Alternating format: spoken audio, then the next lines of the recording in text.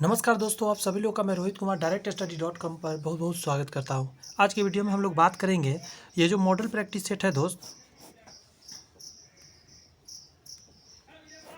इस model practice set का हम लोग बात करेंगे, बट इसमें सॉल्यूशन करेंगे क्योंकि इससे पहले वीडियो आपको मिल चुका है जिसमें हम लोगों ने क्या किया था, इस सारे क्वेश्चंस को देख लिया था। लेकिन इस बुक में इस सारे क्वेश्चन का पीछे सॉल्यूशन दिया रहता है, वो आपके लिए बहुत हेल्पफुल है, तो मैं उसका ही शुरुआत करने जा रहा हूँ। तो आइए उसे समझते हैं।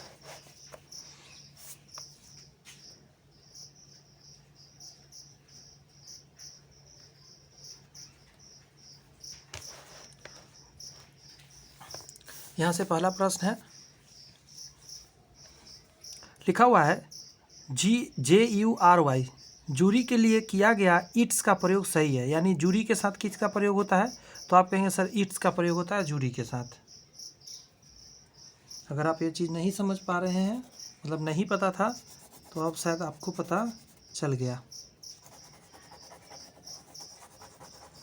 नेक्स्ट है प्रेजेंट टेंस आस्क हिम के साथ पास्ट टेंस ही लाइक्ड का प्रयोग किया गया है, जो कि गलत है। अभी प्रश्न तो यहाँ नहीं है, तो इसको स्किप करिए।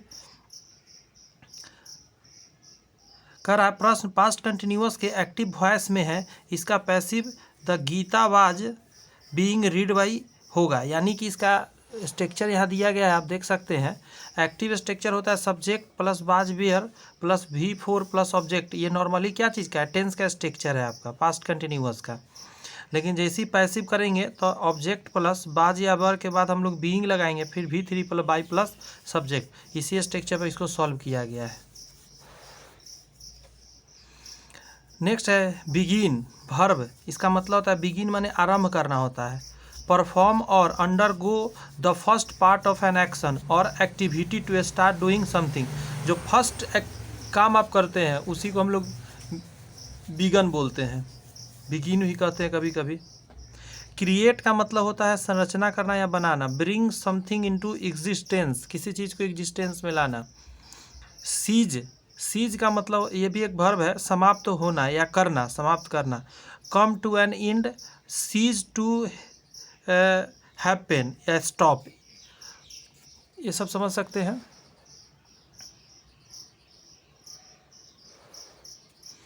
यहाँ है स्पिंस्टर, अविवाहिता बोलते हैं इसको, अविवाहिता जिसका शादी ना हुआ हो। चीर कुमारी कह सकते हैं an unmarried women, typically an older women beyond the usual age of married. Married से जो ज़्यादा हो गया है उसको स्पिंस्टर बोलते हैं, स्पिंस्टर।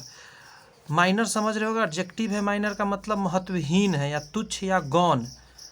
अनइम्पॉर्टेंट कह सकते हैं, नॉट वेरी बिग या ट्रिवियल।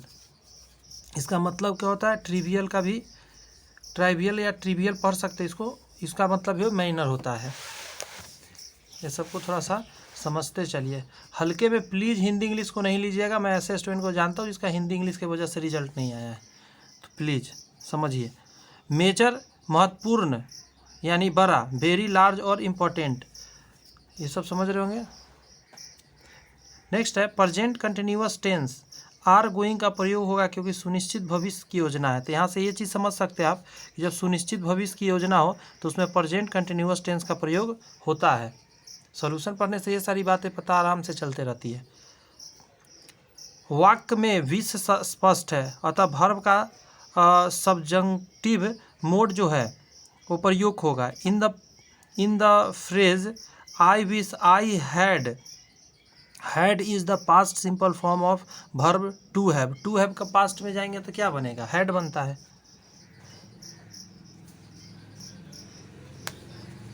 यहाँ से आपका बहुत इंपॉर्टेंट था वो जो पैराग्राफ था, उसमें बहुत सारे चीज़ जानने को मिला। जैसे पौधे की छोटी छोटी संरचना को क्लोरोप्लास्ट कहा जाता है, जिसमें प्रकाश संश्लेषण की क्रिया होती है। उपयुक्त गद्यांश के अनुसार पत्तों का हरा रंग क्लोरोफिल की उपस्थिति के कारण होता है। नेक्स्ट कह रहा है प्रस्तुत गद्यांश के अनुसार पोरफिरीन में अम्ल एवं क्षार दोनों के गुण होते हैं। पोरफिरीन में, प्रस्तुत गद्यांश के अनुसार पोरफिरीन में अम्ल और क्षार दोनों के गुण मौजूद होते हैं। ये जो है ना स्टार मार्किंग करिए, ये याद रहना चाहिए आपको। किताब शब्द अरबी भाषा से आया हुआ है। किताब शब्द कहाँ से है, अरबी से है। कहा इसीलिए किताब विदेशज शब्द हुआ, अच्छी बात है।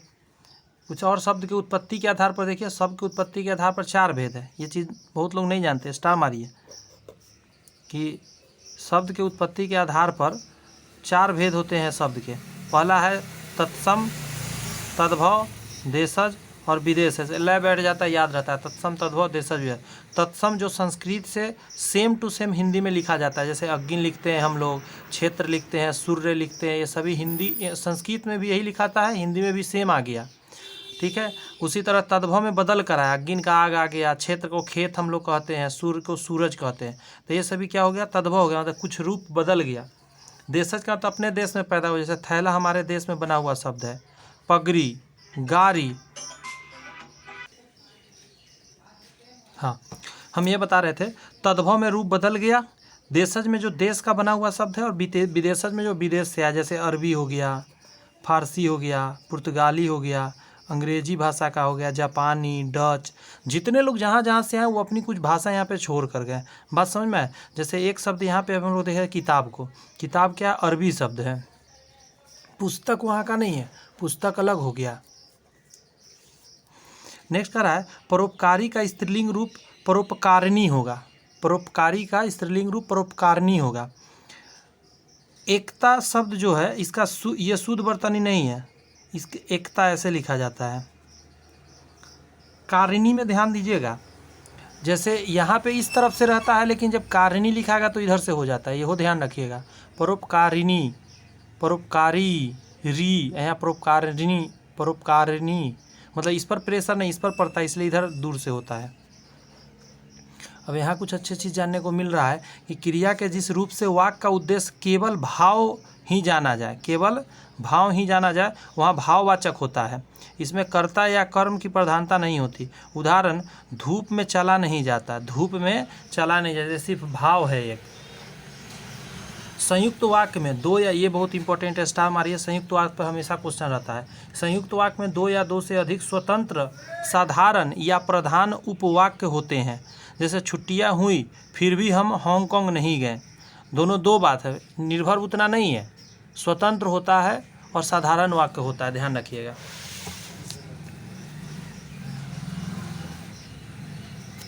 इसकी बात करिए, विस्मयादि चिन्ह ऐसे शब्द होते हैं जो वाक्य या लेखक अपने शब्दों के हर्ष, शोक, नफरत, विस्मय या गलानी आदि शब्दों को, भावों को व्यक्त करता है, उसे विस्मयादि बोधक कहते हैं, उसका चिन्ह होता है।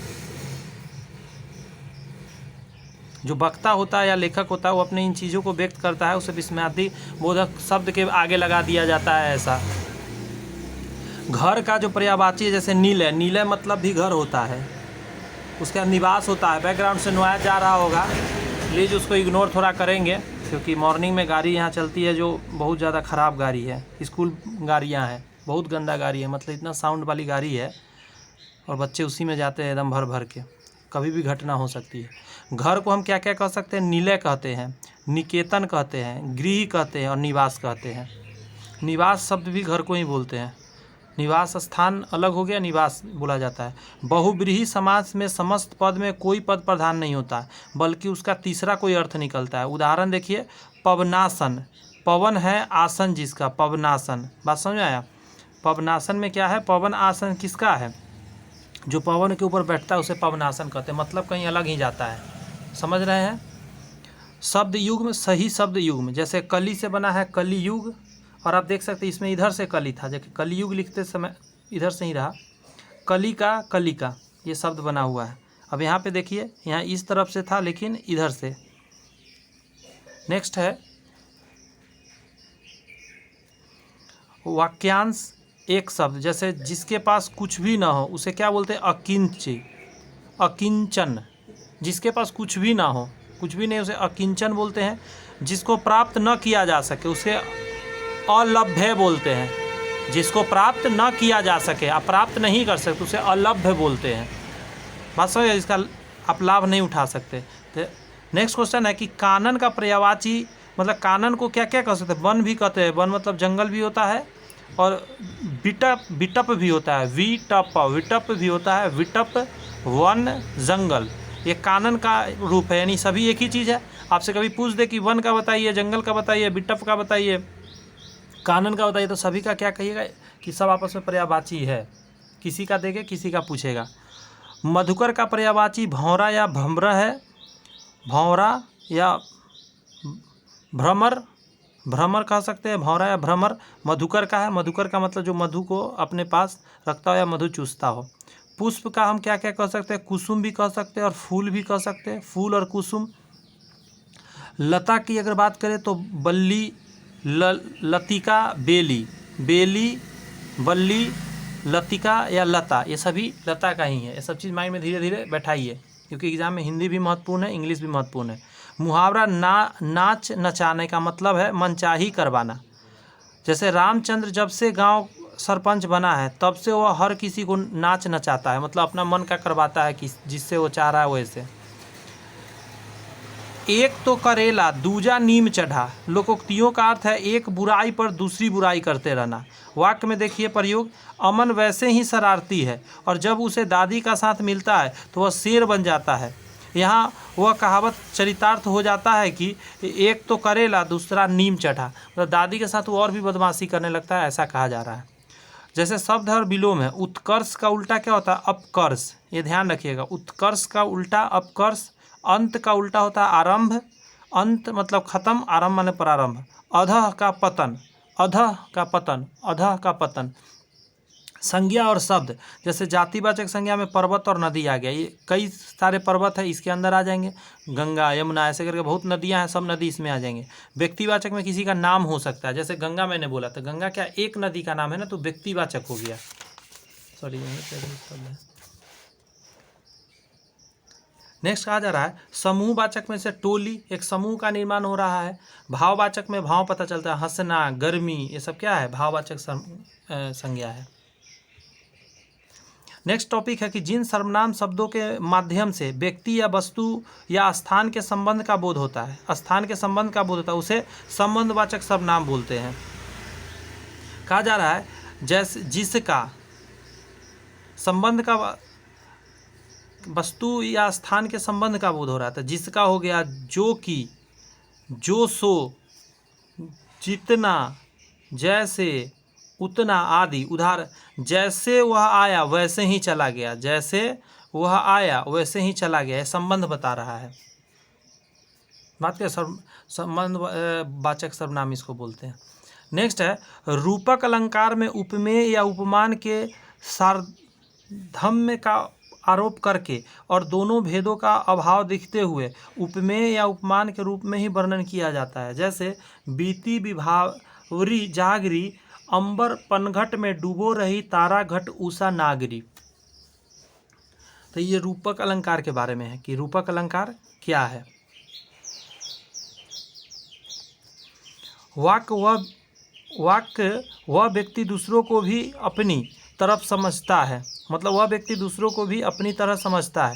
सरल वाक्य में है, ये सरल वाक्य है जिस वाक्य में एक ही विधेय अर्थात क्रिया एवं एक ही उद्देश्य अर्थात कर्ता हो, मतलब एक क्रिया और एक कर्ता हो, उसे सरल वाक्य कहते हैं। तो आपसे विधेय क्या है आप समझ गए, विधेय का मतलब क्रिया और उद्देश्य का मतलब कर्ता, तो ये सरल वाक्य हो गया। कह रहा है अन उपसर्ग से बना शब्द है अनुपम, अनुपम में अन लगा है, या अनुचित, अनुचित और अनुपम में उपसर्ग है अन लगा हुआ। नेक्स्ट कह रहा है अनुगमन में अनु उपसर्ग है, यहाँ भी देखिए अनुपम है, यहाँ भी अनुगम है, लेकिन इसमें अनु है उपसर्ग, जबकि अनुपम और अनुचित में अन है सिर्फ।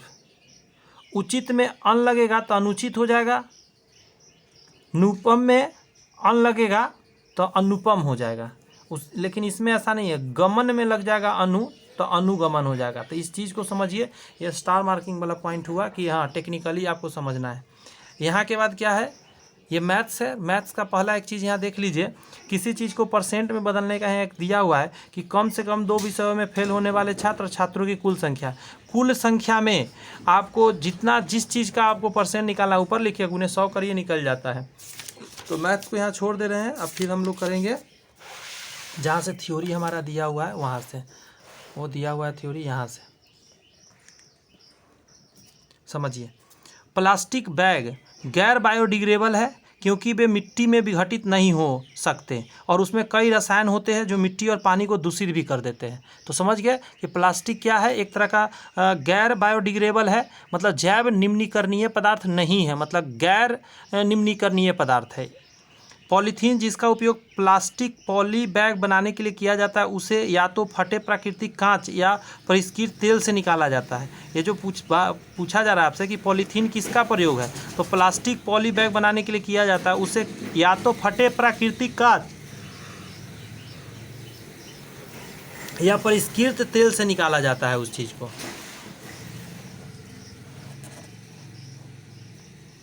इस टॉपिक पर फोकस करिए।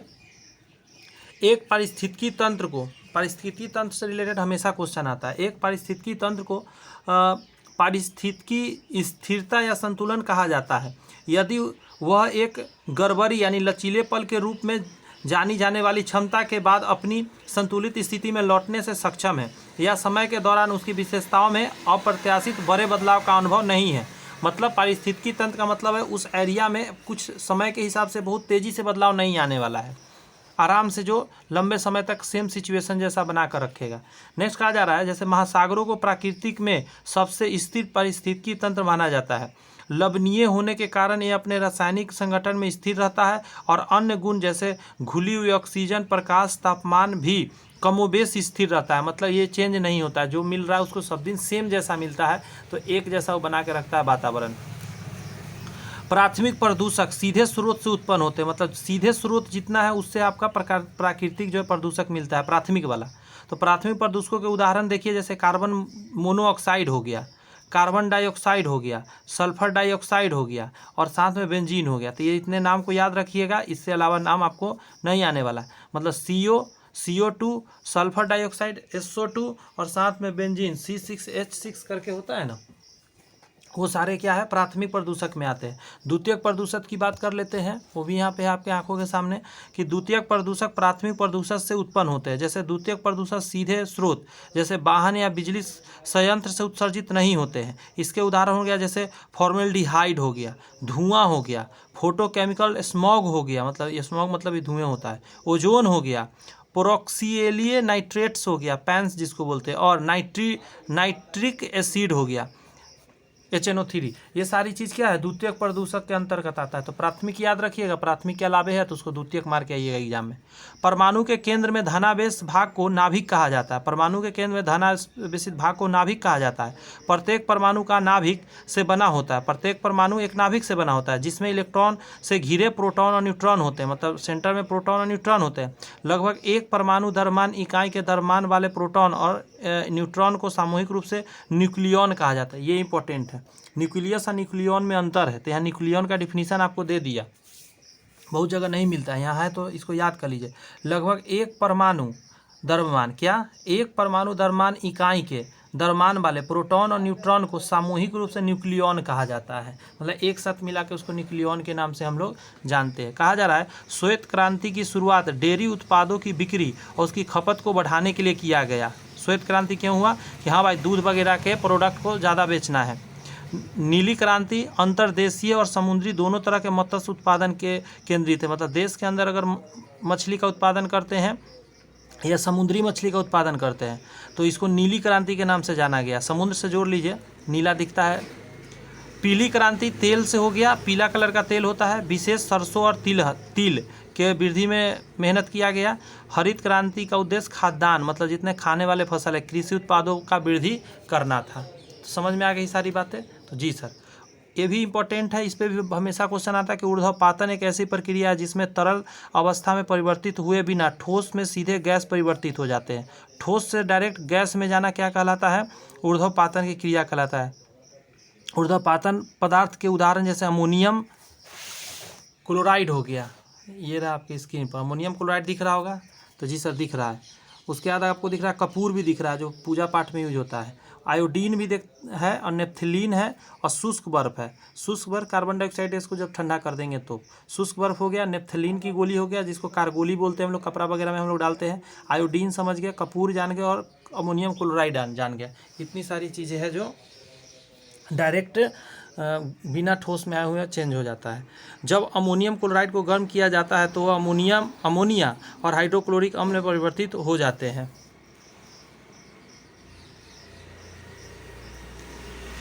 शुद्ध पानी का पीएच 7 होता है। सामान्य तौर पर 7 से कम पीएच वाले पानी को अम्लीय पानी माना जाता है और 7 से अधिक वाले पीएच को क्षारीय माना जाता है। सतही जल प्रणालियों में पीएच की जो सामान्य स्थिरता दिया गया है 6.5 से 8.5 है और भूजल प्रणालियों के लिए पीएच सीमा 6 से 8.5 के बीच रखा गया है। ज़मीन से अंदर आप निकालते हैं तो 6 से 8 होना चाहिए भूजल प्रणाली में, और सामान्य पीएच वैल्यू भी 6.5 से 8.5 है। इतना के बीच का पानी जो है वो मिलता है हम लोग के आसपास, जो हम लोग यूज करते हैं। नाइट्रस ऑक्साइड, जिसे आमतौर पर लाफिंग गैस या नाइट्रस के रूप में जाना जाता है, एक रासायनिक यौगिक है। एक नाइट्रोजन का एक ऑक्साइड है, जैसे सूत्र है N2O, इसको बोलते हैं नाइट्रस ऑक्साइड। बात समझ, नाइट्रोजन मोनोऑक्साइड भी कभी कभी बोलते हैं, वैसे नाइट्रस ऑक्साइड मेनली इसका नाम है। लाफिंग गैस कहिए या नाइट्रस कहिए, बात एक ही है। N2O, इसका सूत्र याद रखें। हंसाने वाला गैस माना जाता है कि आप हंसेंगे जब आप सूंघ लेंगे इसको। तो पृथ्वी की सतह पर पलायन वेग एक निकाय के गुरुत्वाकर्षण क्षेत्र से मुक्त करने के लिए दिया जाने वाला न्यूनतम वेग है। मतलब किसी भी वस्तु को इतना आप दे दीजिए उसमें मतलब गति कि वो क्या करे, गुरुत्वाकर्षण को छोड़ के बाहर चला जाए पृथ्वी के, या पृथ्वी से अनंत दूरी तक पहुंच सकता है। पृथ्वी की सतह से पलायन वेग जो है 11.2 किलोमीटर पर सेकेंड है। मतलब इस रफ्तार से आप किसी चीज़ को फेंक दीजिए, वो आपका सीधा निकलता चला जाएगा, पृथ्वी को छोड़ के बाहर निकल के चला जाएगा। अधिक ऊंचाई पर वायु दाब कम होने के कारण हवा की मात्रा कम हो जाती है। अधिक ऊंचाई पर वायु दाब कम होने के कारण हवा की मात्रा कम हो जाती है। ऑक्सीजन की उपलब्धता कम हो जाती है, जिससे हवा पतली और शुष्क हो जाती है। मतलब एक तो हवा सूख जाती है और पतली भी हो जाती है, जिस वजह से इसीलिए क्या होता है कि अधिक ऊंचाई पर सांस लेना मुश्किल होता है। शुष्कता के कारण नाक से खून भी आ जाती है। नाक पूरा आपका सूखा सूखा रहेगा, ड्राई रहेगा। ठंड के दिन में कैसे होता है, हम लोग के नाक से कभी कभी ब्लड आ जाता है, वहाँ भी वही हो जाता है। क्लियर है? तो हाँ सर, अच्छे से समझ में आ गया। किसी स्थान पर तापमान, आर्द्रता, वर्षा, हवा की गति आदि के संबंध में वातावरण की दिन प्रतिदिन की स्थिति को उस स्थान का मौसम कहा जाता है। आप समझ रहे, दिन प्रतिदिन शब्द समझिएगा, उसको मौसम के नाम से अलग। के जलवायु की सुनिए कि मौसम थोड़े समय के वातावरण की स्थिति का वर्णन करता है। उदाहरण के लिए दिन प्रतिदिन या सप्ताह दर सप्ताह, जबकि जलवायु लंबी अवधि के औसत स्थितियों का वर्णन करता है। जलवायु में क्या है, 6 महीना, साल भर के बारे में बताता है, 5 साल की बताता है। लेकिन जो क्या है मतलब मौसम है वो पर डे की स्थिति को आपके सामने रखता है। अच्छे से अंडरस्टैंड करके आइए, एक नीचे बचा है इसको देखते हैं। कह रहा है पौधों, जानवरों या खनिज स्रोतों से प्राप्त रेशों को प्राकृतिक रेशा कहा जाता है। इसके उदाहरण जैसे कपास हो गया, रेशम हो गया, ऊन आदि है। कपास, रेशम, ऊन आदि है सभी क्या है, पौधा या जानवर से ही प्राप्त होते हैं। तो प्राकृतिक ये सब रेशा है। नेक्स्ट टॉपिक है, कुछ रेशों का निर्माण मनुष्य द्वारा किया जाता है, जिन्हें सिंथेटिक या मानव निर्मित रेशों के रूप में जाना जाता है। इन रेशों को पेट्रोलियम से कहाँ से तैयार किया जाता है? पेट्रोलियम पर आधारित विभिन्न रसायनों का उपयोग करके कृत्रिम रूप से तैयार किया जाता है लैब में। नागपुर संतरे के लिए प्रसिद्ध है तथा इसे ऑरेंज सिटी के नाम से जाना जाता है, नागपुर। सूरत को पृथ्वी में हीरे की नगरी के नाम से जाना जाता है। मतलब सूरत में हीरा बहुत है, गुजरात के। यह हीरे की कटाई और चमकने का केंद्र है, मतलब चमकाने का, उसको पॉलिश कहना है। नेक्स्ट है, जैसलमेर को स्वर्ण नगरी के नाम से भी जाना जाता है। जैसलमेर जो है राजस्थान, जैसलमेर, उसको स्वर्ण नगरी के नाम से जाना जाता है। जयपुर के बारे में कहता है इसे गुलाबी शहर के नाम से जाना जाता है। ये सब चीज़ को आपको माइंड में रखना है।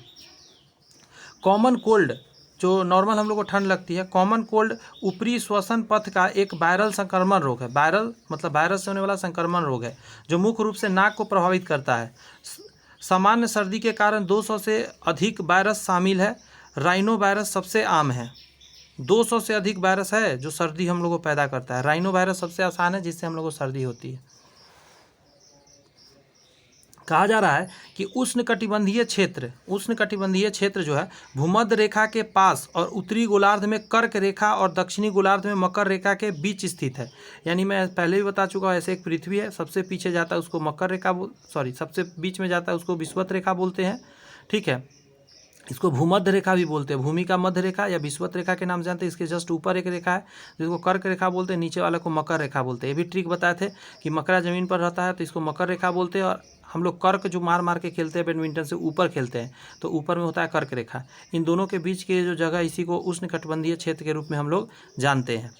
सहारा रेगिस्तान ग्रह पर सबसे बड़ा गर्म रेगिस्तान है। भूमध्य रेखा से दूर उष्णकटिबंध में स्थित है। भूमध्य रेखा है ना, ये बीच में, इसी के आसपास में कह रहा है कि सहारा रेगिस्तान ग्रह का सबसे बड़ा गर्म रेगिस्तान है, भूमध्य रेखा से दूर उष्णकटिबंध में स्थित है। फैदोमीटर, फादर, समुद्र में नापा जाता है गहराई। इसका एक ट्रिक बताया था मैं।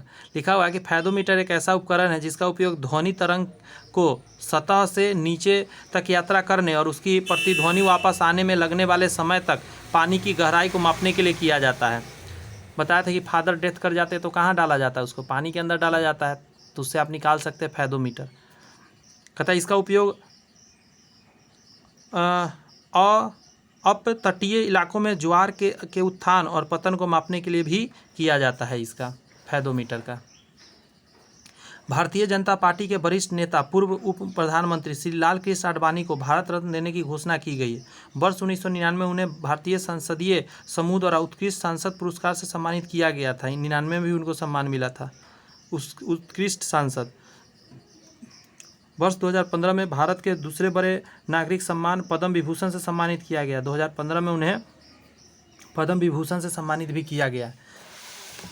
राजनीति के क्षेत्र में अपने देश के लिए बहुत कुछ किए हैं आडवाणी जी। कहा जाता है कि लार में एमाइलेज नामक एंजाइम होता है जो माल्टोज में स्टार्च का जल अपघटन कर देता है। स्टार्च का संपूर्ण पाचन केवल अग्नाशय एमाइलेज की क्रिया से छोटी आंत में होता है। फिर से समझ लीजिए क्योंकि ये अच्छे टॉपिक है। कहा क्या जा रहा है कि लार में एमाइलेज नामक एंजाइम होता है जो माल्टोज से स्टार्च का जल अपघटन कर देता है। एमाइलेज के अंदर माल्टोज होता है, माल्टोज से स्टार्च का जल अपघटन कर देता है। स्टार्च का संपूर्ण पाचन केवल अग्नाशयी एमाइलेज की क्रिया में छोटी आंत में होती है। मतलब स्टार्च का संपूर्ण पाचन एक तरह से पूछा जाता है छोटी आंत के अंदर होता है। एंजाइमों की क्रिया तापमान और पीएच जैसे कई कारकों में काफ़ी प्रभावित होती है। एंजाइम की जो प्रक्रिया है वो तापमान कितना, हीट है, पीएच का वैल्यू कितना है, उस पर बहुत प्रभावित होता है। एमाइलेज मनुष्य और कुछ अन्य स्तनधारियों की लार में मौजूद होता है। एमाइलेज की बात करें, जहाँ यह पाचन की रासायनिक प्रक्रिया शुरू करवा देता है मुंह के अंदर ही एमाइलेज। इंटरनेट लाखों कंप्यूटरों का एक विशाल संग्रह है और सभी कंप्यूटर नेटवर्क एक साथ जुड़े हुए हैं। यह नेटवर्क का एक विशाल नेटवर्क है, एक नेटवर्किंग इंफ्रास्ट्रक्चर जो एक नेटवर्क बनाता है जिसमें कोई भी कंप्यूटर किसी भी अन्य कंप्यूटर के साथ संचार कर सकता है जब तक कि वे दोनों इंटरनेट से जुड़े हो। नेट से अगर आप कनेक्ट कर दिए हैं तो मान के चलिए जितना आप नेट कंप्यूटर लगाएं सभी में एक दूसरे के साथ कुछ डाटा ले सकते हैं, दे सकते हैं। ऐसा राज्यसभा उच्च सदन बोला जाता है राज्यसभा को, और लोकसभा को निम्न सदन। राज्यसभा उच्च सदन एक अस्थायी निकाय है। यह विघटन के अधीन है, इसका विघटन नहीं हो सकता। लेकिन हालांकि हर 2 साल में 1/3 सेवानिवृत्त हो जाते हैं। मतलब 3 में से 1 बंदा क्या है वो सेवानिवृत्त हो जाते हैं, मतलब छुट्टी पे चले जाते हैं, जॉब से जॉबलेस हो जाते हैं और नया बंदा उसके जगह पर आता है और उन्हें एक नए निर्वाचित सदस्यों के साथ बदल दिया जाता है। जो नए जीत कर आता है उसके साथ उसको चेंज कर दिया जाता है। पौधे अपने लिए भोजन का संश्लेषण कर सकते हैं लेकिन मनुष्य सहित जानवर ऐसा नहीं कर सकता। वे इसे पौधे या जानवरों से प्राप्त करते हैं, पौधे को खाते हैं। इस प्रकार मनुष्य और जानवर प्रत्यक्ष या अप्रत्यक्ष रूप से पौधा पर ही निर्भर है। पौधे ही ऐसे जीव है जो पानी, कार्बन डाइऑक्साइड और खनिज का उपयोग करके अपना भोजन तैयार करते हैं। फोटोसिंथेसिस के मदद से वही हम लोग क्या करते हैं, यूज करते हैं। यहाँ से इम्पोर्टेंट है, ये साइंस वाइंस चल रहा था, आप देखिएगा बदल गया यहाँ से। बक्सर की लड़ाई 22 अक्टूबर 1764 को हेक्टर मुनरो के नेतृत्व में ब्रिटिश ईस्ट इंडिया कंपनी की कमान के तहत 1763 तक बंगाल के नवाब अमीर कासिम से संयुक्त सेनाओं अवध के नवाब, मुगल बादशाह और शाह आलम द्वितीय के बीच लड़ी गई।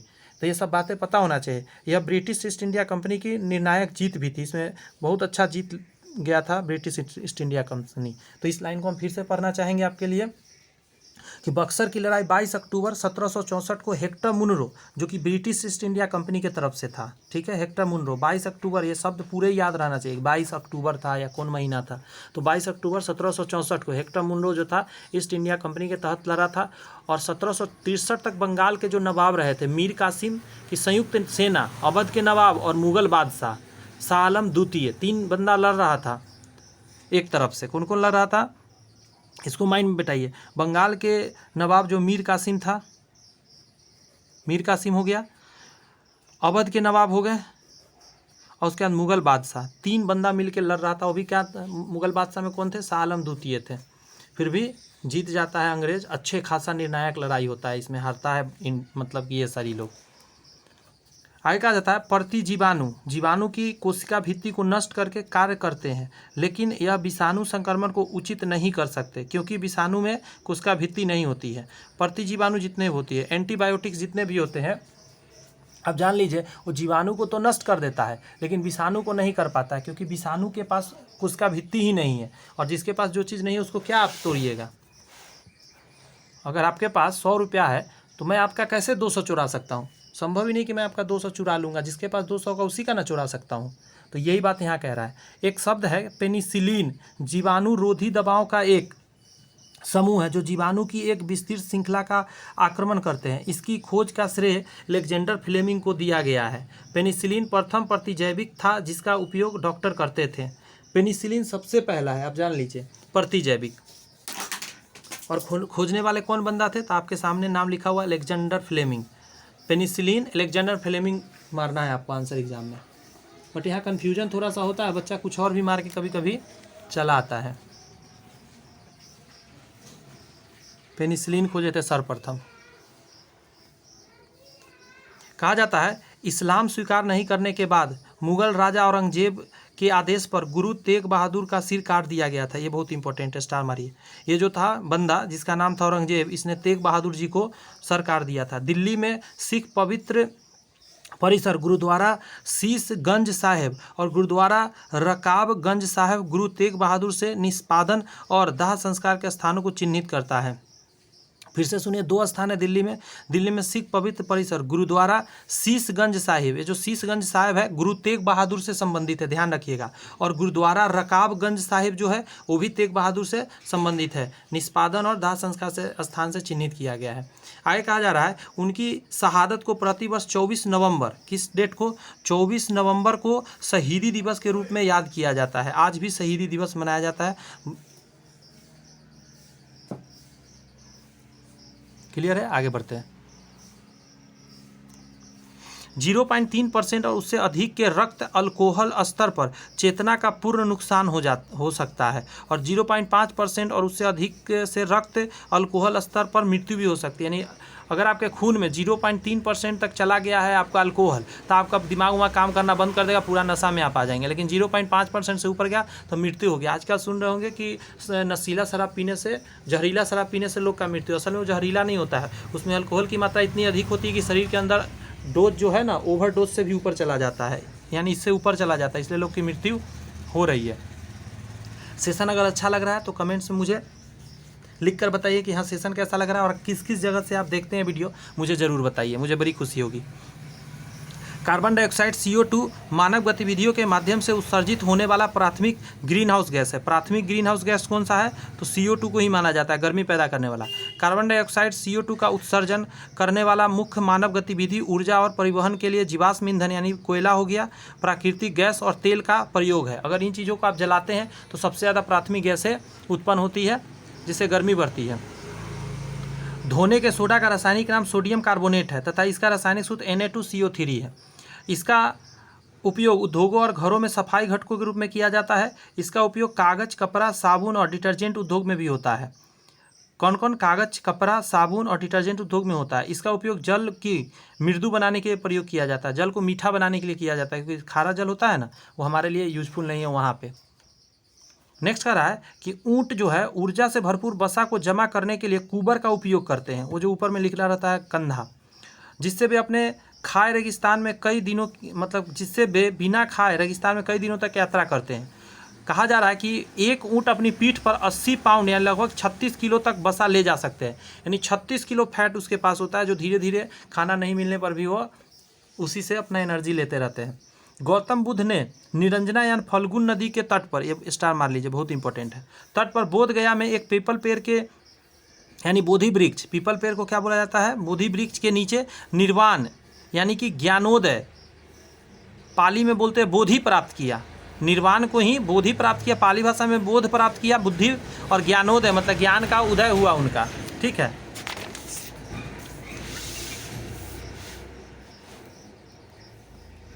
नाइन्टी नंबर कह रहा है, समझिए जरा कि 1919 में गांधी जी ने रॉलेट एक्ट के विरोध में सत्याग्रह आह्वान किया था। तो ये याद रहेगा कि गांधी जी ने सत्याग्रह रॉलेट एक्ट के विरोध में किया था 1919 में। इस अधिनियम ने भारत को परीक्षण और न्याय समीक्षा के बिना किसी को दंडित करने का अधिकार दे दिया था।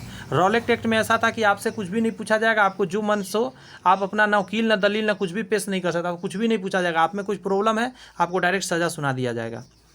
प्रसिद्ध चीनी तीर्थयात्री फाहियान ने चंद्रगुप्त द्वितीय के शासनकाल के दौरान भारत का दौरा किया। इस गुप्त शासक को चंद्रगुप्त विक्रमादित्य के नाम से भी जाना जाता है। अब ये तो बहुत सुपर स्टार हो गया, क्यों? क्योंकि देखिए प्रथम चीनी यात्री फाहियान ने चंद्रगुप्त द्वितीय के शासन में आया था। अब चंद्रगुप्त द्वितीय तो एक गुप्त शासक था, ये तो आपको समझ में आ गया। आगे कहा जा रहा है कि इसको चंद्रगुप्त विक्रमादित्य के नाम से भी हम लोग जानते हैं। चंद्रगुप्त विक्रमादित्य के नाम से किसको जानते हैं? तो गुप्त शासक चंद्रगुप्त द्वितीय को जानते हैं। बस में चंद्रगुप्त प्रथम है उनका नहीं, चंद्रगुप्त द्वितीय को। और इस समय फाहियान आया था। फाहियान जब आया था तो चंद्रगुप्त द्वितीय के समय में आया था। कहा जा रहा है काबुल के तैमूर वंशीय शासक जहीर उद्दीन मोहम्मद बाबर की सेना ने दिल्ली के सुल्तान इब्राहिम लोदी को 21 अप्रैल 1526 को पानीपत के युद्ध में हराया। अब यहाँ देखिएगा, डायरेक्ट बाबर नहीं लिख के क्या लिखा है उसको समझिए। काबुल से आया हुआ था, इससे एक क्लियर हो गया कि काबुल से आया हुआ कौन था, तो बाबर। काबुल के के तैमूर वंशीय, तैमूरलंग, बात समझ में आया? तैमूरलंग का आपने नाम सुना होगा, उसी के वंश का काबुल के तैमूर वंशीय शासक जिराउद्दीन मोहम्मद बाबर, पूरा नाम क्या था बाबर का? पूरा नाम भी यहाँ पे आपको देखने को मिल गया कि जहीरुद्दीन मोहम्मद बाबर की सेना ने दिल्ली के सुल्तान इब्राहिम लोदी की सेना को 21 अप्रैल 1526 को पानीपत के युद्ध में हराया। मतलब दिल्ली के सुल्तान कौन था? इब्राहिम लोदी को हराया था 1526 में 21 अप्रैल के दिन में। कई सारी बातें आ गई आपको। नेक्स्ट क्वेश्चन टॉपिक है, सैमुअल मोर्स ने 1837 में टेलीग्राफ का आविष्कार किया था। सैमुअल मोर्स ने 1837 में टेलीग्राफ का आविष्कार किया था। नेक्स्ट है कि electrical telegraph point to point text message system, मतलब point to point text graph जो है इलेक्ट्रिकल टेलीग्राफ शुरू हुआ था बाद में। यह पहली विद्युत दूरसंचार प्रणाली था, मतलब आप कुछ मैसेज भेज सकते थे, वो पॉइंट कह रहा है यहाँ पे। लेकिन सबसे पहले सैमुअल मॉर्स ने 1837 में टेलीग्राफ का आविष्कार किया था। वंदे मातरम, ये बहुत इंपॉर्टेंट है। वंदे मातरम एक भारतीय राष्ट्रवादी प्रकाशन था जिसका स्थापना मैडम भीखाजी कामा ने किया था। कहा जाता है इसका प्रकाशन पेरिस इंडियन सोसाइटी द्वारा सितंबर 1909 में पेरिस में शुरू किया गया था। यहाँ नहीं, पेरिस में हुआ था। सितंबर 1909 में जो इंडियन सोसाइटी द्वारा जो प्रकाशित किया था वो 1919 में किया गया था। और कौन थी? मैडम भीखाजी कामा। वंदे मातरम का प्रकाशन। इंडियन नेशनल आर्मी को आज़ाद हिंद फौज भी कहा जाता है। यह सिंगापुर में 21 अक्टूबर 1943 को अस्तित्व में आया था। यह संगठन सुभाष चंद्र बोस की अवधारणाओं पर आधारित था। आज़ाद हिंद फौज का गठन, गौर से सुनिएगा, मोहन सिंह ने किया था। अब भली बुद्धि विवेक किसका चला था? मतलब सुभाष चंद्र बोस के अवधारणा वो जैसा चाहते थे उस पर बना था इंडियन नेशनल आर्मी, जिसको कि हम लोग आज़ाद हिंद फौज बोलते हैं। 21 अक्टूबर 1943 को अस्तित्व में आया। लेकिन इसको बनाने वाला आज़ाद हिंद फौज को कौन था? गठन करने वाला मोहन सिंह था। वंदे मातरम गीत की रचना बंकिम चंद्र चटर्जी संस्कृत में किया था वंदे मातरम। इसे पहली बार 1896 में कोलकाता में भारतीय राष्ट्रीय कांग्रेस के अधिवेशन में गाया गया। पहले तो ये याद रखिए 1896 में कोलकाता में भारतीय राष्ट्रीय कांग्रेस के अधिवेशन में गाया गया था? कौन सा? वंदे मातरम। इसका एक ट्रिक दिया था मैं आपको कि द के नीचे 6 लगा, द को आप 6 के जैसा लिखते हैं, कहने का मतलब ऐसे करके लिखते हैं ना, 6 करके ऐसे करके, बहुत लोग ऐसे लिख देते हैं, दे वंदे, बात समझ में? तो 6 की तरह लिखते हैं, तो याद रखिएगा लास्ट में 6 वाला होता है वंदे मातरम का रचयिता वाला में। मतलब कब गाया गया था? पहली बार 1896 में कोलकाता के भारतीय राष्ट्रीय कांग्रेस के अधिवेशन में गाया गया। यह स्वतंत्रता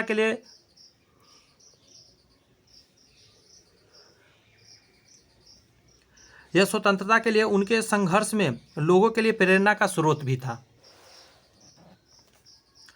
सबसे कठिन काम करने वाली मांसपेशी हृदय है, जो सबसे ज़्यादा करती है। यह प्रत्येक धड़कन पर 2 औंस यानी 71 ग्राम रक्त पंप करता है। 71 ग्राम रक्त को, इसको 2 औंस कहा जाता है, रक्त को पंप कर देता है आपका क्या? धड़कन। शोधकर्ताओं ने मानव जबड़े में मस्कुलर मस्सेंटर्स पार्स कोरोनिडिया नामक मांसपेशिया के एक परत के अस्तित्व की पुष्टि की है। वह निचले जबड़े की पेशीय प्रक्रिया से जुड़ी होती है। चबाते समय यह पेशी जबड़े को बंद कर देती है। अपने वजन के आधार पर सबसे मजबूत मांसपेशी मास्सेंटर है। अगर बात करें अपने वजन के आधार पर सबसे मजबूत मांसपेशी मास्सेंटर है।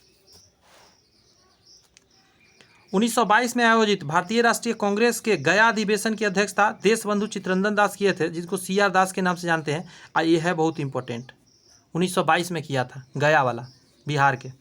भारत को उष्णकटिबंधीय और उपोष्णकटिबंधीय क्षेत्रों में विभाजित करने के लिए आधार के रूप में लिया गया जनवरी समताप रेखा 18 डिग्री सेल्सियस। जनवरी का समताप रेखा 18 डिग्री सेल्सियस है। उसके एक तरफ में है उष्णकटिबंधीय और एक तरफ उपोष्णकटिबंधीय। ऊपर में है उपोष्ण, नीचे है उष्णकटिबंधीय। उष्ण गर्मी होता है, उपोष्ण थोड़ा सा मध्यम होता है। बिहार का भागलपुर जिला रेशमी कपड़ों का निर्माण केंद्र है, बहुत इंपॉर्टेंट है, स्टार लगा लीजिए। भागलपुर रेशम या तसर रेशम भारत में भागलपुर बिहार से रेशम साड़ियाँ और अन्य कपड़ों की एक पारंपरिक शैली है। भागलपुर को भारत के रेशम शहर के रूप में भी जाना जाता है। नागपुर एक ऐसा स्थान है जहां मुख्य रूप से भागलपुरी रेशम का प्रसंस्करण किया जाता है। नाथनगर, नागपुर बोल दिया गलती से। नाथनगर एक ऐसा स्थान है जहां मुख्य रूप से भागलपुर पूरी रेशम प्रसंस्करण का काम किया जाता है। तो पूछा जाता है कि नाथनगर कहाँ है, तो ये भागलपुर में है।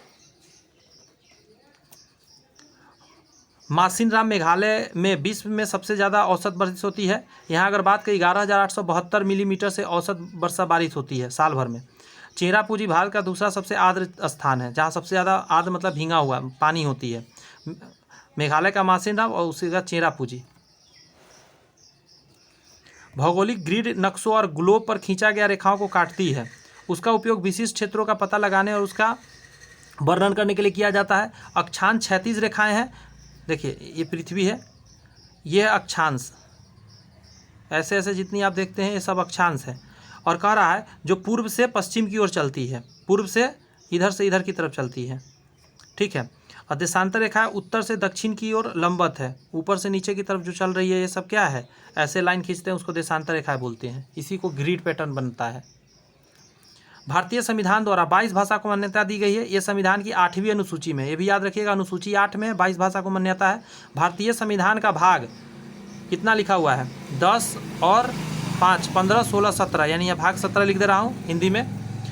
क्या कर रहा है, भारतीय संविधान का भाग 17 आधिकारिक भाषाओं से संबंधित है। 22 भाषा पढ़ें क्या? असम के भाषा असमिया है, बंगाली है, गुजराती को है, हिंदी को है, कन्नड़ को है, कश्मीरी, कोंकणी, मलयालम, मणिपुरी, मराठी, नेपाली, ओडिया, पंजाबी, संस्कृत, सिंधी, तमिल, तेलुगु, उर्दू, बोडो, संथाली, मैथिली और डुगरी। इतनी सारी भाषाएं, 22 भाषा को मान्यता दिया गया है। मादा एनाफिलीज मच्छर को काटने से मलेरिया बीमारी होती है, बहुत इंपॉर्टेंट है। मादा एनाफिलीज से मलेरिया होती है। मलेरिया प्लाज्मोडियम नामक परजीवी होता है। उसके जो मच्छर के लार में क्या होती है, मलेरिया प्लाज्मोडियम नामक परजीवी। नालंदा विश्वविद्यालय की स्थापना 5वीं शताब्दी में हुई थी। नालंदा विश्वविद्यालय की स्थापना 5वीं शताब्दी में हुई थी। यह बौद्ध धर्म से संबंधित शिक्षा का केंद्र है। तो नालंदा विश्वविद्यालय आप याद रखिएगा, 5वीं शताब्दी। और इसका एक ये भी तरीका है याद रखने का कि यहाँ से आप काउंट कर लीजिए, 1 2 3 4 5, तो 5वीं शताब्दी, इससे याद रखिएगा। बात समझे, 5वीं, 1 2 3 4 5, तो इससे याद रहेगा। दूसरी एक और तरीका है याद रखने का कि नालंदा के ऊपर में एक बुंदा लगा रहता है, मतलब एक ये डॉट लगा हुआ है, और ऐसा 5वीं में डॉट लिखा हुआ है। बात समझ में, 5वीं में ही ये डॉट 2 जगह देखने को मिलता है, और कहीं नहीं मिलता है इतना ज़्यादा डॉट। तो इससे याद रखिएगा नालंदा 5वीं शताब्दी, क्योंकि भूलना एकदम लाजमी है, आसानी से भूल जाइएगा। बिहार की श्रीमती निरुपमा अग्रवाल नामक पर्वतारोही ने माउंट एवरेस्ट की चोटी पर विजय प्राप्त की। माउंट एवरेस्ट पर चढ़ने वाली वो बिहार की प्रथम महिला थी। नाम याद रखिएगा, श्रीमती निरुपमा अग्रवाल। माउंट एवरेस्ट विश्व की सबसे ऊंची चोटी माना जाता है, माना क्या जाता है भी।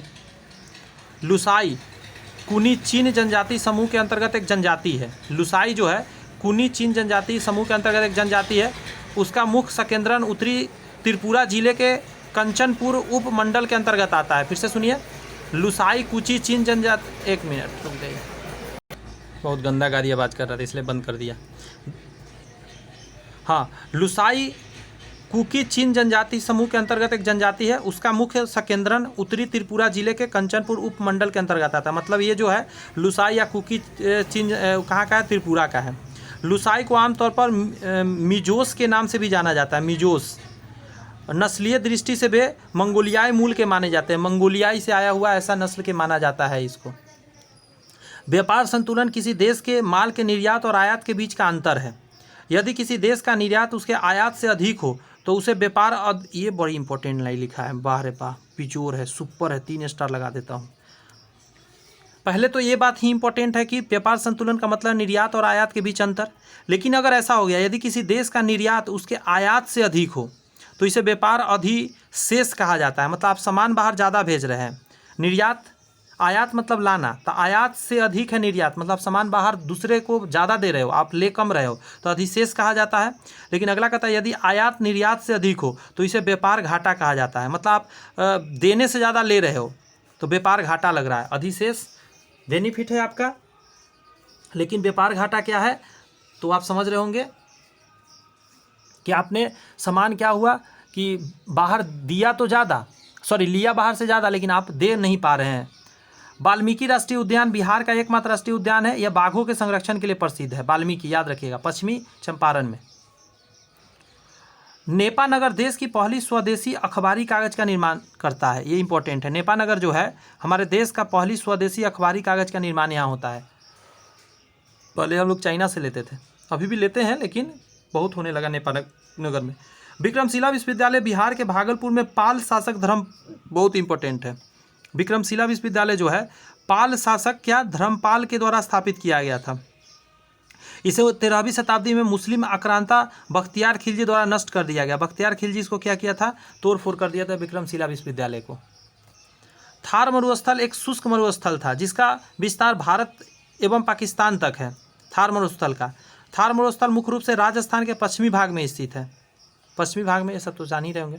सार्वजनिक व्यवस्था का रख रखाव स्थानीय स्वशासन की चिंता नहीं है। सार्वजनिक व्यवस्था का रख रखाव जो है वह स्थानीय स्वशासन का चिंता नहीं है। संविधान की अनुसूची 7 के अंतर्गत राज्य सूची में इसका उल्लेख किया गया। मतलब ये स्थानीय, मतलब सार्वजनिक व्यवस्था जो है बनाए रखना, वो किसका, राज्य सूची का काम है, स्थानीय स्वशासन का नहीं।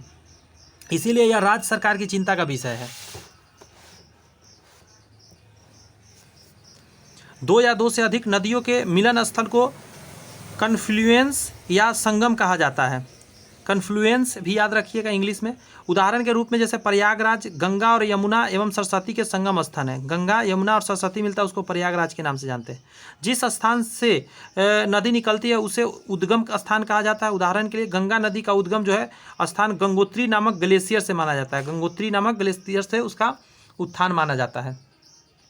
आगे कहता है कि जिस स्थान पर नदियाँ समुद्र से मिलती है उसे मुहाना कहा जाता है। तीनों बात हो गया। जहाँ से निकला उस स्थान को हम लोग क्या बोलते हैं, कहाँ चला गया, उसको उद्गम बोलते हैं जहाँ से निकला है। और जहाँ पे मिल गया जाके समुद्र में मुहाना बोलते हैं। और कहीं नदी अगर आपस में बीच में मिल रहा उसे हम लोग क्या कहते हैं, तो उसे हम लोग संगम कहते हैं। तीनों टॉपिक यहाँ पे क्लियर आपका हो गया। गेटवे ऑफ इंडिया मुंबई में स्थित है। इसे वास्तुकार जॉर्ज बिटेट थे। मुंबई भारत की सर्वाधिक मतलब आर्थिक राजधानी है। मतलब सबसे ज़्यादा पैसा जहाँ से वो होता है। 18वीं लोकसभा चुनाव के ईसी का टैग लाइन चुनाव का पर्व देश का पर्व है। जो इलेक्शन कमीशन, इसी मतलब क्या, इलेक्शन कमीशन का टैग लाइन क्या था, चुनाव का पर्व देश का पर्व, चुनाव का पर्व देश का पर्व। 18वीं लोकसभा चुनाव के लिए टैग लाइन रखा गया था। नर हाथी 14 से 15 वर्ष की आयु तक झुंड में रहते हैं, फिर वे अपने झुंड को छोड़कर अकेले घूमते हैं। हाथी के झुंड में मुख्य रूप से मादा और हाथी के बच्चे होते हैं। सबसे बूढ़ी मादा झुंड की नेता होती है, जो सबसे बूढ़ी होती है उसमें हाथी, वही उसकी नेता होती है। पारिस्थितिकी में बल की आवश्यकता पड़ती है, सॉरी ये तो अलग टाइप का क्वेश्चन है। जब कोई वस्तु किसी भी सीधे रास्ते पर गमन तथा चल रही हो तो उस वस्तु को रोकने के लिए या उसकी गति में और अधिक वृद्धि या कम करने के लिए अलग से बल का प्रयोग किया जाता है। प्रकाश के परावर्तन के नियम के अनुसार कराए आपतित किरण एवं अपवर्तित किरण के बीच कोण का आपतन कोण कहलाता है। तो ये गलत दे दिया है, ऐसे आया और ऐसे गया, मान के चलिए, असल में वैसे तो जाएगा नहीं, ऐसे जाएगा, तो इन दोनों के बीच में 45 डिग्री का कोण बन रहा है। जैव खाद जीवों का ऐसा समूह है, जैव मतलब जीवित चीज, जैव खाद जीवों का ऐसा समूह है जो भूमि की उर्वरा शक्ति को परिपोषित करती है, मतलब बढ़ाती है। जीवाणु, कवक तथा साइनोबैक्टीरिया जैव खाद के रूप के स्रोत है। जीवाणु हो गए, कवक हो गए, साइनोबैक्टीरिया। दलहनी पौधे के जड़, पिंड या राइजोबियम की परस्पर सहभागिता इसके एक बहुत अच्छा उदाहरण है। राइजोबियम जीवाणु कहाँ रहता है, पौधे के जड़ में रहती है, जितनी दलहनी पौधे होती है। और इससे एक प्लस पॉइंट क्या हो जाती है कि पौधे को नाइट्रोजन की प्राप्ति अच्छे से हो पाती है। कहता है ये जीवाणु मृदा में वायुमंडलीय नाइट्रोजन को नाइट्रोजन जनित यौगिक में परिवर्तित करते हैं। वायुमंडल के नाइट्रोजन को पौधा के इंपॉर्टेंट के लिए यौगिक में बदलती है। पंबन चैनल मुख्य रूप से भारत और रामेश्वरम द्वीप, जिसे पंबन द्वीप भी कहा जाता है, के बीच स्थित है, जिस पर 2.3 किलोमीटर लंबा पंबन ब्रिज बनाया गया है। 2.3 किलोमीटर लंबा पंबन ब्रिज बनाया गया है। ये पंबन चैनल जो है कहाँ है, मुख्य भूमि भारत और रामेश्वरम द्वीप के बीच में है। यह पुल, बहुत लोग यहाँ घूमने जाते हैं, यह पुल कैंटिलीवर रेलवे ब्रिज और 2 लेन रोड ब्रिज दोनों को संदर्भित करता है। जो भारत का सबसे लंबा समुद्री पुल है। रामेश्वरम द्वीप प्रायद्वीपीय भारत और श्रीलंका के बीच स्थित है। बात समझ में आ गया कहाँ कहाँ है, अब समझ में आ गया। रामेश्वरम मैं बोल ही रहा था। जापान में चक्रवात को टाइफून के नाम से जाना जाता है, ये इंपॉर्टेंट है। जापान में जो है चक्रवात जो आता है उसको टाइफून के नाम से जाना जाता है। उष्णकटिबंधीय चक्रवातों को विश्व के विभिन्न भागों में अलग अलग नाम से जाना जाता है। उत्तरी अटलांटिका महासागर और पूर्वी उत्तरी प्रशांत में इसे तूफान कहा जाता है। फिर से सुनिए, उत्तरी अटलांटिका महासागर हो गया या पूर्वी उत्तरी प्रशांत महासागर में इसको तूफान कहा जाता है। और फिलीपींस, जापान और चीन आसपास के पश्चिमी उत्तरी प्रशांत में इसको टाइफून कहा जाता है। कहाँ कहाँ, फिलीपींस हो गया, जापान हो गया, चीन हो गया, और उसके आसपास के क्षेत्र को टाइफून बोलते हैं। बोस्टन टी पार्टी अमेरिकी स्वतंत्रता संग्राम के तत्कालिक कारणों के लिए मानी जाती है। अमेरिकी स्वतंत्रता संग्राम जो है ना, उसका तत्कालिक कारण माना जाता है बोस्टन टी पार्टी। इसका नायक सैमुअल एडम्स को जाता है, सैमुअल एडम्स इसको स्टार्ट करवाया था। स्टार मारिए। 16 दिसंबर 1773 को जब बोस्टन के अधिकारियों द्वारा कर मुक्त चाय के 3 जहाज़ों को ब्रिटेन को लौटाने को इनकार कर दिया गया तो उपनिवेशवासियों का एक समूह जहाज़ पर सवार हुआ और चाय को बोस्टन हार्बर में फेंक कर नष्ट कर दिया, मतलब पूरे पानी में फेंक के सारे को बर्बाद कर दिया था। ये 1773 का घटना है। भारत का ग्रामीण ओलंपिक प्रतिवर्ष जनवरी और फरवरी के बीच लुधियाना, पंजाब के पास आयोजित किया जाता है। इसे औपचारिक कब का किया जाता है, जनवरी और फरवरी के समय। इसे औपचारिक रूप से किला रायपुर खेल महोत्सव के रूप में जाना जाता था। यह भारत में 4 दिवसीय ग्रामीण ओलंपिक है, गाँवों में होने वाला। पाषाण यानी पत्थर। पाषाण युग इतिहास का वह काल है जब मानव का जीवन पत्थरों पर अत्यधिक आश्रित था। उदाहरण, पत्थरों के शिकार करना, पत्थरों की गुफाओं में शरण लेना, पत्थर के आग पैदा करना। विशिष्ट उपकरण जैसे गरासा हो गया पत्थर का बना हुआ, क्लीवर और स्क्रेपर, ये 3 नाम याद रखिएगा। गरासा, क्लीवर और स्क्रेपर, ये सभी पत्थर के बने होते थे। विषुवत रेखा 5 डिग्री अक्षांश के दोनों ओर स्थित है। यहाँ तापमान साल भर ऊंचा रहता है क्योंकि ताप छोटे क्षेत्र में केंद्रित होता है। यहाँ दैनिक तापमान वार्षिक तापमान की तुलना में काफ़ी अधिक होता है। वार्षिक तापमान लगभग 12 डिग्री सेल्सियस तक होता है। इसका निर्माण कास्ट के नीचे उपस्थित तप्त एवं तरल मैग्मा के ठंडा होने से होता है। अग्नेय चट्टान रवेदार होते हैं, ये याद रखिए। अग्नेय जो होते हैं चट्टान रवेदार होते हैं। इन्हें प्राथमिक चट्टान के रूप में भी हम लोग जानते हैं अग्नेय चट्टान को। अग्नेय शैल में लैकोलिथ, अग्नेय शैल में लैकोलिथ, फैकोलिथ, लोपोलिथ, सील और डाइक पाए जाते हैं। ग्रेवो, बेसाल्ट, रायलाइट, ग्रेनाइट आदि अग्नेय शैल के एक उदाहरण भी है। नाम याद करिए, ये इंपॉर्टेंट है। ग्रेवो, बेसाल्ट चट्टान, रायलाइट, ग्रेनाइट, ये सारे अग्नेय शैल चट्टान हैं, ये सब याद रखना है आपको। पोषक तत्वों की कमी से होने वाले रोग को अभावजन्य यानी कि डिफिशियंसी डिजीज कहते हैं। शरीर के सभी अंगों के सुचारू रूप से काम करने के लिए विभिन्न पोषक तत्व की आवश्यकता होती है। पोषक तत्वों में जैसे कार्बोहाइड्रेट हो गया, प्रोटीन, विटामिन, खनिज एवं वसा शामिल है। ये सभी में से कोई भी चीज़ कमेगा तो कुछ बीमारी होगा, उसको अभावजन्य बीमारी बोलते हैं। ठोस पदार्थ को गर्म करने पर द्रव में बदलने की प्रक्रिया को गलना कहते हैं। ठोस को अगर आप द्रव में बदल ले तो गलना हुआ। द्रव को गर्म करने पर गैस में बदलना की प्रक्रिया को वाष्पन या वाष्पीकरण बोलते हैं। गैस को ठंडा करने के द्रव में बदलने को संघनन बोलते हैं। अब गैस आ गया, अब गैस को ठंडा कर रहे हैं तो संघनन कहलाया। द्रव यानी संघनित वस्तु को द्रव को ठंडा करने पर ठोस में बदलने की प्रक्रिया को जमना कहलाते हैं। सारे प्रोसेस हो गया, इधर से चले उधर उल्टा में आ भी गए। पानी रंगहीन, गंधहीन, स्वादहीन तथा सर्वश्रेष्ठ विलायक है, मतलब सबसे ज़्यादा चीज़ में घुलता है आकर। हाइड्रोजन एवं ऑक्सीजन के संयोग से जल बनता है, जिसका रासायनिक सूत्र H2O होता है। जल एक यौगिक है और शुद्ध पदार्थ कहलाता है। कुल्हुआ स्तूप या कुल्हुआ अशोक स्तंभ बिहार के मुजफ्फरपुर जिले में स्थित है। तो बिहार के मुजफ्फरपुर में क्या है, ये लाइन याद रखिएगा, कुल्हुआ स्तूप। इसका निर्माण मौर्य सम्राट अशोक ने बलुआ पत्थर से कराया था। अब ये भी याद रखना है, सम्राट अशोक तो कराए ही थे लेकिन बलुआ पत्थर का बना हुआ है। भूमिगत जल के अपरदन द्वारा निर्मित स्थलाकृतियों में सबसे महत्वपूर्ण स्थलाकृति कंदरा है। इसका निर्माण घुलन क्रिया तथा अपघर्षण द्वारा होता है। कंदराओं में जल के टपकने से कंदरा की छत के सहारे चूने का जमाव लटकता रहता है, जिसे स्टेले कटाई बोलते हैं, स्टेले कटाइट बोलते हैं। फिर से सुनिए, भूमिगत जल का अपरदन द्वारा निर्मित स्थलाकृति में सबसे महत्वपूर्ण जो स्थलाकृति उसको कंदरा बोलते हैं।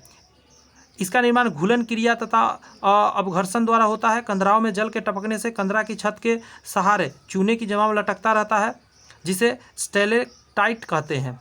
वित्तीय वर्ष 2024-25 में हस्तांतरण, अनुदान, ऋण और केंद्र परियोजन योजनाओं के साथ राज्य को हस्तांतरित संसाधनों की राशि 22,22,22,22,264 करोड़ रुपए यानी कि 22.22 लाख करोड़ रुपए है।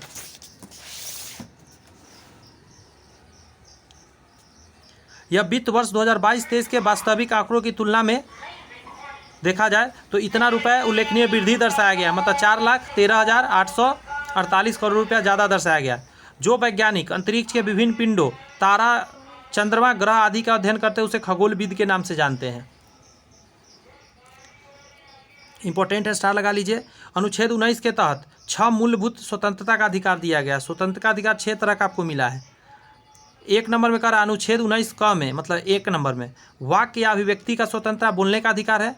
19 के 2 में ख में शांतिपूर्ण एवं निरायुक्त सम्मेलन की स्वतंत्रता, आप सम्मेलन कर सकते हैं। सी में कह रहा 19 के संगठन या संघ बना सकते हैं, सम्मेलन करना अलग होता है और संघ भी बना सकते हैं आप। 19 घ में भारत के राज्य क्षेत्र में अबाध संरक्षण की स्वतंत्रता है, मतलब कहीं भी आप घूम सकते हैं, कोई आपको रोकेगा नहीं भारत के किसी भी राज्य में। अनुच्छेद 5 के अंग में कह रहा है भारत के राज्य क्षेत्र के किसी भाग में निवास करने या बस जाने की स्वतंत्रता भी है, कहीं भी आप जाइए रह लीजिए इंडिया के किसी क्षेत्र में। अनुच्छेद 19 के 6 में यानी 6ठा नंबर कह रहा है कोई वृत्ति, आजीविका, व्यापार या कारोबार करने की स्वतंत्रता, आपको जो मन में आए वो काम करिए, लीगल काम लेकिन करना है, इलीगल नहीं करना है, जो सरकार के नियम के हिसाब से हो।